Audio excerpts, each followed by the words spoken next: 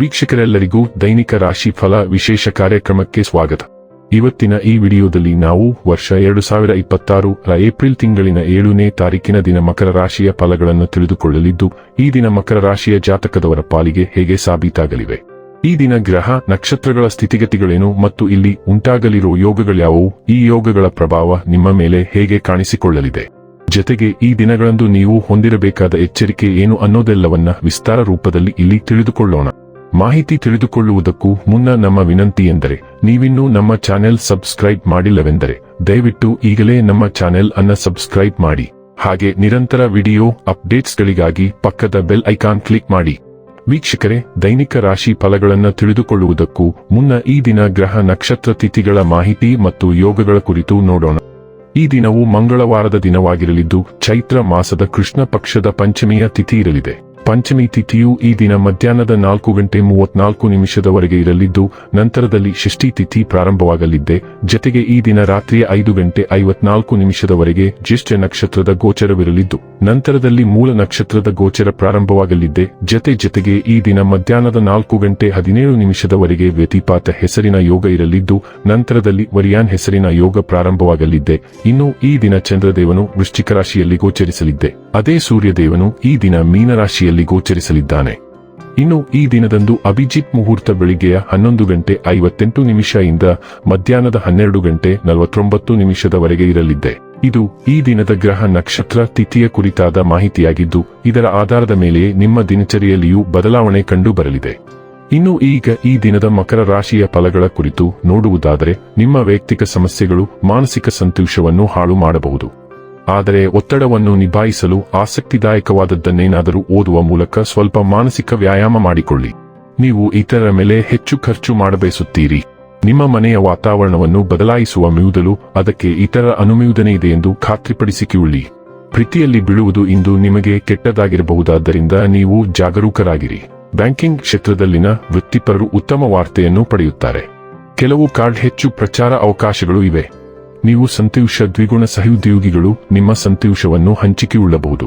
ಕುಟುಂಬದ ಅಗತ್ಯಗಳನ್ನು ಪೂರೈಸುವಾಗ ನೀವು ಅನೇಕ ಬಾರಿ ನಿಮಗಾಗಿ ಸಮಯವನ್ನು ನೀಡುವುದು ಮರೆತು ಹೋಗುತ್ತೀರಿ. ಆದರೆ ಇಂದು ನೀವು ಎಲ್ಲರಿಂದ ದೂರ ಹೋಗಿ ನೀವು ನಿಮಗಾಗಿ ಸಮಯವನ್ನು ತೆಗೆದುಕೊಳ್ಳುತ್ತೀರಿ.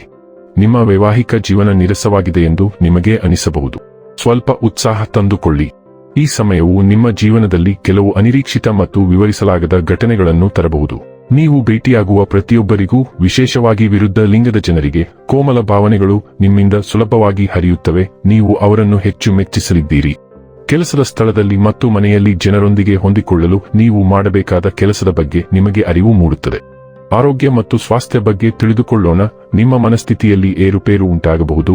ಆದ್ದರಿಂದ ಸಮತೋಲಿತ ಆಹಾರ ಮತ್ತು ಆರೋಗ್ಯಕರ ದಿನಚರಿಯೊಂದಿಗೆ ನಿಮ್ಮನ್ನು ಪೋಷಿಸಿಕೊಳ್ಳುವತ್ತ ಗಮನಹರಿಸಿ. ನಿಮ್ಮ ಶ್ವಾಸಕೋಶವನ್ನು ರಕ್ಷಿಸಲು ಧೂಮಪಾನವನ್ನು ತಪ್ಪಿಸಿ. ಭಾವನಾತ್ಮಕ ಸ್ಪಷ್ಟತೆಗೆ ವಿಶ್ರಾಂತಿ ಮತ್ತು ನಿದ್ರೆ ಅತ್ಯಗತ್ಯ. ಮೂತ್ರಪಿಂಡದ ಸೋಂಕುಗಳು ಮತ್ತು ಮುಟ್ಟಿನ ಅಸ್ವಸ್ಥತೆಯ ಬಗ್ಗೆ ಜಾಗರೂಕರಾಗಿರಿ. ಜಲಸಂಚಯನ ಮತ್ತು ಸೌಮ್ಯ ದೈಹಿಕ ಚಟುವಟಿಕೆಯೊಂದಿಗೆ ನಿಮ್ಮ ರಕ್ತ ಪರಿಚಲನೆಯನ್ನು ಸ್ಥಿರವಾಗಿರಿಸಿಕೊಳ್ಳಿ.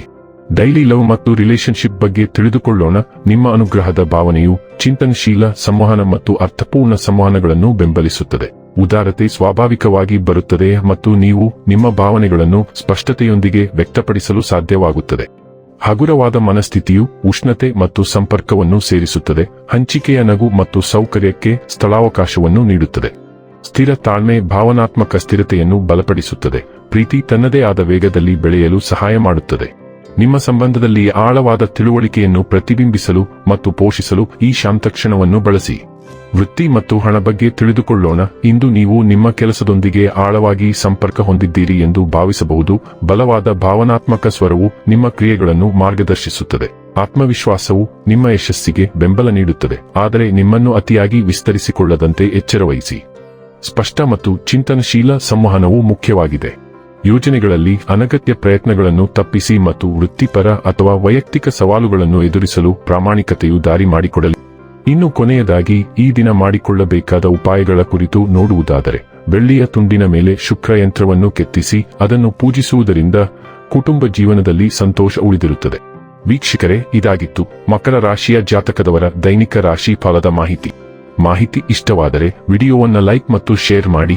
ಹಾಗೆ ಚಾನೆಲ್ ಸಬ್ಸ್ಕ್ರೈಬ್ ಮಾಡುವುದರ ಜೊತೆಗೆ ನಿರಂತರ ವಿಡಿಯೋ ಅಪ್ಡೇಟ್ಸ್ಗಳಿಗಾಗಿ ಪಕ್ಕದ ಬೆಲ್ ಐಕಾನ್ ಕ್ಲಿಕ್ ಮಾಡಿ.